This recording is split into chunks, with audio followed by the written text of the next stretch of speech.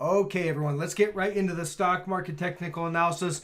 We're going to look at the charts, see what we got after the CPI reading came out, see if the charts are telling us anything on where the market might be heading here in the future. So I'll go through the broad markets. We'll look at some individual trades I've talked about recently, and then we'll go ahead and wrap up. Guys, if you're finding value in the content as I go along, I'd appreciate a thumbs up. It does help the channel. And then also, if you're interested in learning this as a skill set, and this isn't a fortune teller thing or anything like that. I can't predict the markets. At the end of the day, nobody knows where the markets are going to go, but the charts give us clues, and then we need to just react. All right. And so, if you're interested in learning this as a skill set, check out my stock market technical analysis course. Link in the description below on that one. And then finally, the private member group. The private member group was the only thing I was involved with yesterday. I didn't put out a video yesterday, but I was communicating with the private member group. So if you're interested in having additional market insights, additional trade ideas, I plop them into that private member group. Take them if you like them, and pass if you don't. All right. So here's what I got on the NQs. We're going to start out with the futures. This is the NASDAQ futures. Obviously, the CPI came out hot, and so we have this bullish trend. Got to the outside here, and then we broke down, back tested, and you can see there's also this trend line right here on the futures. We have several reactions. One, two, there's another one there. Tool went crazy on me. And then there's another one actually right there from this morning here. So multiple reactions. And then you can see they just ripped it into the close, just continued to rally into the close. Futures closed basically up. We do have negative divergence on the hourly. Now, it's not confirmed, but it is still there. You can see it right there showing up on the PPO and on the RSI. So this is a divergent high in the NASDAQ futures. I think there's a good probability that this fails and rolls over tonight, okay? And you're going to wake up to a gap down. That's kind of what I'm thinking. We wake up to a gap down in the Qs and probably, I don't know how large of a gap down. And obviously it's hard to make these micro calls, but these divergences are telling me that we're likely going to roll over and sell off and wake up to a gap down. Okay, so what I would watch for is obviously this trend line, and if we can break back below it. You break back below it, we should start to roll over. Okay, one of the other reasons I think we'll probably break below, if I look at the SPY futures, here's the SPY futures, ES. You can see bearish rising wedge pattern. Started to build some negative divergence. This has it right in there. Broke down, back test, okay? Broke down. This is the CPI. Lots of volatility on days like today. Any day that involves the Fed is pretty much where most of the volatility comes from because this entire market trades on the Fed. So there you go. You've got a breakdown, rally back into resistance, and that's it. Just closed pretty much at resistance. So until that gets taken out, that's resistance. That's probably going to get sold into. And that's really all I see. Also, you'll notice here on the hourly chart, just minor negative divergence right there on the PPO and on the RSI. So today's pop, when they popped it right there, that was a divergent high. All right, and it did fail. We closed back below and closed below resistance. So again, just going back to the NASDAQ futures, I suspect these roll over tonight and we start to sell down. Okay, the small cap futures, they're a little bit below, but they're still below their trendline support. Okay, look, you got support, right in there. I could maybe tighten that up a little bit. Anyways, you broke, back tested it, all right, rejected, and closing below support. So again, that's resistance. So this could pop up. I don't know if it's going to go up or down from here because we're kind of right in the middle, but it's below that previous support, and I suspect it starts to roll over. Also, the spike up today was a divergent high on the hourly. That little spike right there was made on with a negative divergence. So, okay, that's what I've got on the futures. When I roll over to the triple Qs, here's your tech ETF. Here's what it looks like to me. Closed basically right at resistance. Another reason why I think the NASDAQ futures rolls over, triple Qs closed at resistance. You got reaction there.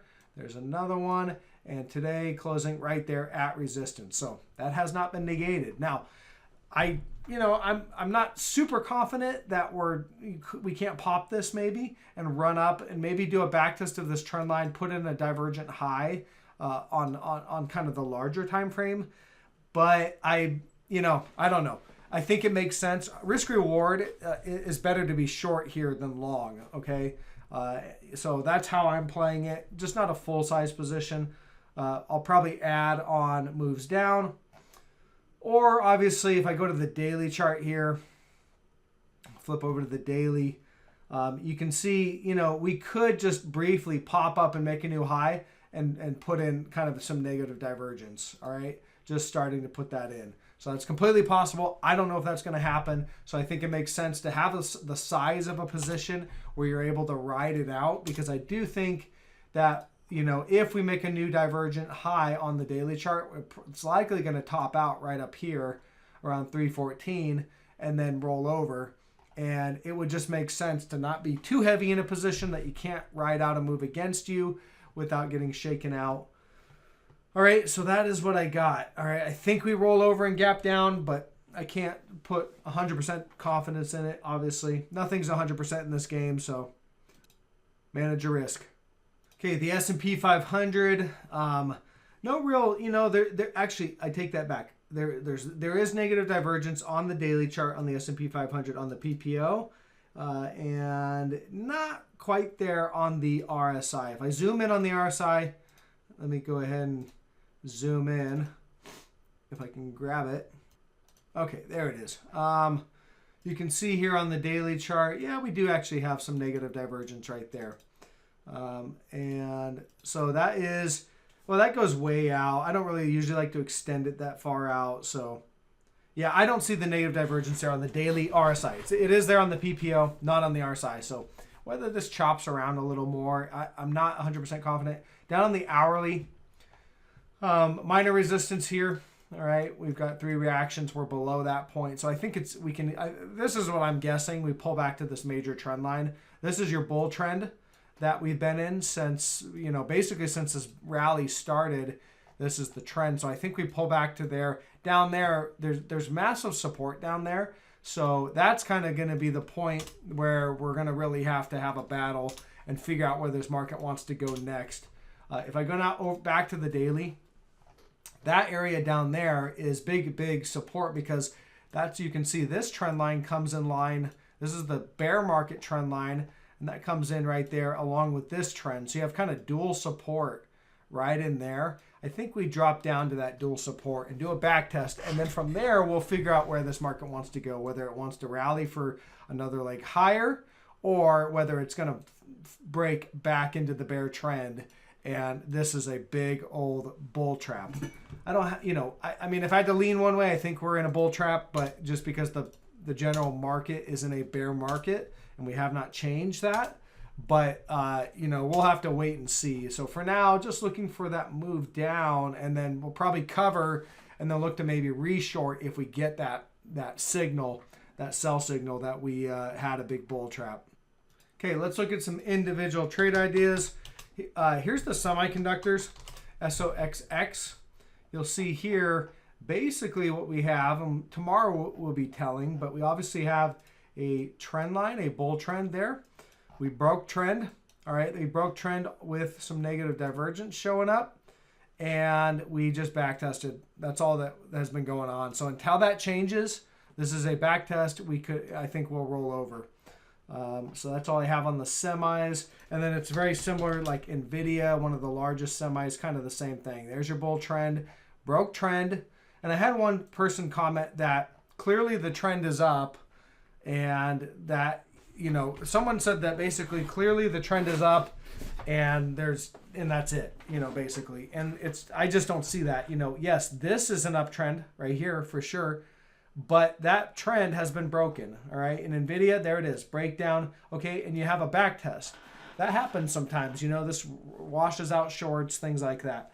So in general, this bull trend that was intact has been broken. Now, yeah, you can create another bull trend, but I think what's more than likely is we start kind of chopping sideways, maybe topping out, something like that, and then eventually probably roll over.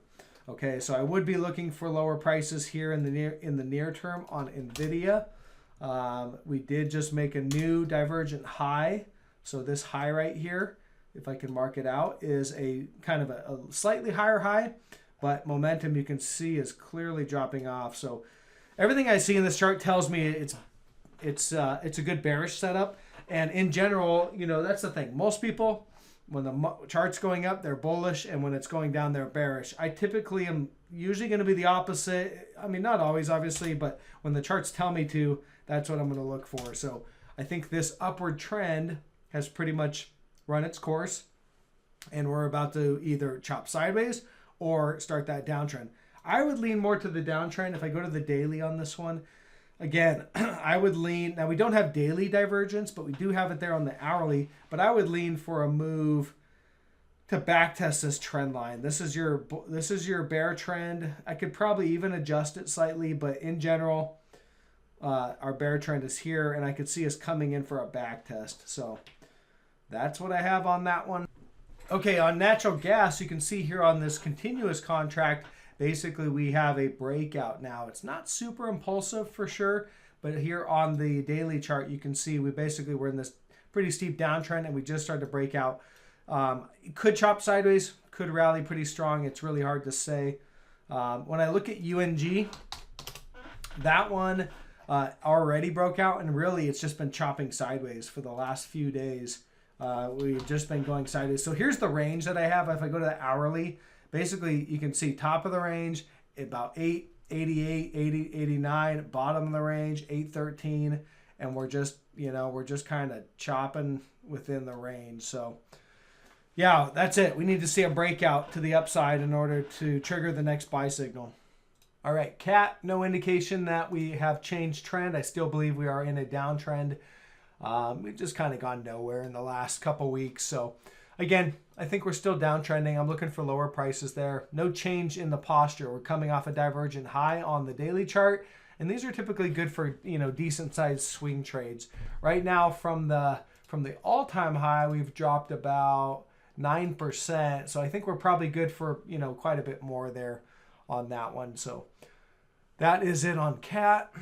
DHI, again, no change here as well. It's just really, if you look at it, we've got this bearish rising wedge pattern. We've got negative divergence on both momentum indicators. We're kind of breaking. They just haven't quite given it up yet. I suspect it'll break soon, and I'll show you guys one of the reasons why. But in general, we need to see some sort of rejection from this trend line here, some sort of a red candle gap down, something like that, to help confirm the sell signal. TNX is the 10-year treasury yield, and you'll see today up again. So yields are starting to rise. And again, on TNX, you know, this basically you can see was a downtrend, had some bullish divergence showing up. So these were divergent lows, and we broke out. So that's a buy signal in TNX, which means that TLT is falling. That's your bonds. But in general, what you want to just really take note of is interest rates are starting to rise. Okay, there's been a breakout in interest rates, and until this fails and, you know, tells us it's a false breakout, then interest rates are starting to rise. That should put pressure on tech. Okay, so I would look for that, you know, whenever tech decides to pay attention, which at some, you know, usually the way it works is this might go on for a little while, and then all of a sudden tech just like gaps down big, and it just traps everybody basically. So, but in general, that's what I'd be looking for. So that's why I'm not really interested in being long tech and more interested in short. That's another reason. JP Morgan, no sell signal really going on this bearish rising wedge. We do have a nice clean bearish rising wedge. We do have negative divergence. Just need that breakdown and sell signal. So I don't know. I can't say in the short term whether they want to run up and hit this next level of resistance. It's about 2% up to 146.50. Pretty decent resistance right up there. You can see that's kind of former support. All right, so we got some resistance there. But I think we're in the zone of resistance. It's close enough for me with this bearish rising wedge pattern to want to remain short, because I suspect that they're going to gap down on this thing, and, you know, it's going to gap and just come straight down. So, yeah, no change on that one. I'm still short here. Okay, Merck. All right, I am short this one. Someone asked me yesterday, what if I was still short because we were above resistance level. One thing you got to know, guys, is all right, breakouts. And if you haven't taken my course, this is something that you really need to probably do, because I explained this. But breakouts are impulsive. You want to look for impulsive price action. All right. Yesterday I have resistance right here at about 108.56. Yesterday, right before the CPI, we closed about 0.86% above that resistance level. That's not an impulsive breakout. That's not a buy signal. That's nothing. All right. That's noise. That's called stop raid.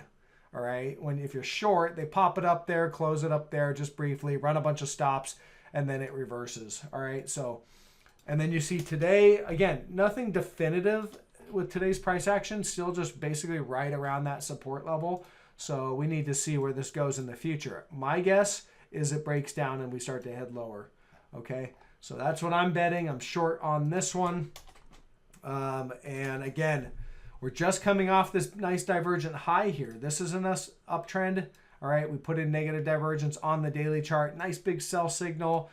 Ran down to our, hit our first level of support here, then broke down again, second level of support, bounced off of that. And now we go down to our probably third and final target, I would say, is somewhere down around 95.32.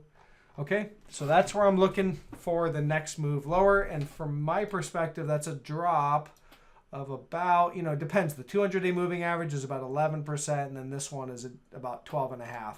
So somewhere down in there would be the target. All right, so I'm still short on that. Coffee. All right, so coffee, this is Joe. We did, this trend line here, I don't know if it's a back test or what. I mean, a nice impulsive day in coffee. And if I look at the PPO, look at that. No negative divergence really on the daily chart. So that's interesting. And then if I look at the hourly, let me just zoom out to see if I can actually see it. Yeah, you got slight divergence today on the hourly. So we'll see there whether that, justifies a pullback. I think we're probably, because you can see this divergence can extend. So we could just extend like that, keep a negative divergence on the hourly. If I had to guess, I think we're going to run up and hit this 200-day moving average and somewhere right around this 54.80 area, somewhere right in there. Okay, that's my level that I've got and the target that I think we're heading up to before we get some sort of a pullback. So, okay, that's what I've got. And from where we're at now, it's another 5% or so, 4.5%. And since we're on the commodities, we'll look at wheat. Just can't quite break this level. It's tried 3 times now, 804. So whether maybe we get a pullback here. It looked like it was good, but it's it's been right there a couple days. We're close to breaking out, and it just can't quite do it. So at the end of the day, need to see that break, and that daily close really for this one above 804 should signal that impulsive move. You'll probably get a pretty impulsive move straight up to 832 and very likely the 200-day moving average. Okay, so here's the VIX, and obviously the VIX collapsed back below within this wedge. So yeah, we have to keep, just read that and take that for what it is. So I'd like to see what the VIX is going to do tomorrow. Obviously could come down to the bottom of the wedge. That's objective long down there, or we could have a false breakdown and just start to run. All right. There's momentum today. Today's a very volatile day. So, there's a lot that can happen. And I think tomorrow is going to be pretty telling. All right. If we start to see the VIX rising tomorrow, that's going to be telling to me, because given that the CPI came out and just lots of volatility both ways, tomorrow there should be some more consensus, I believe, on the market. So we'll wait and see what that wants to do. I don't have any positions here, but it's definitely something we want to keep an eye on. Eli Lilly, LLY, interesting short here.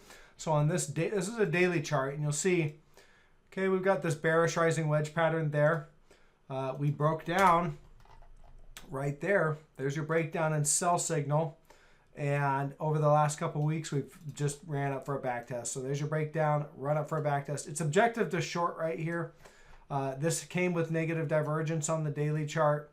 So in general, good setup. It doesn't get any better than that in terms of an objective short. Doesn't mean it's going to work out. They can obviously gap it up and create a bear trap, but it is objective. So we take the trades that make sense logically, and and keep our losses small. And I think you'll find out that things work out more often than they don't. So in general, that's what I'm looking for. Looking for a move. You know, at a minimum, you're going to head back down to the 200 most likely and probably break, heading down to 330. And it's about 314. There's a gap to fill down there. So that'd be my next level of support. Okay, I've been scanning around. I don't see much else, so I'm going to go ahead and get this one out there. Drop me a thumbs up. Check out the course. Join the member group. Link in the description below. Catch you guys on the next one. Bye.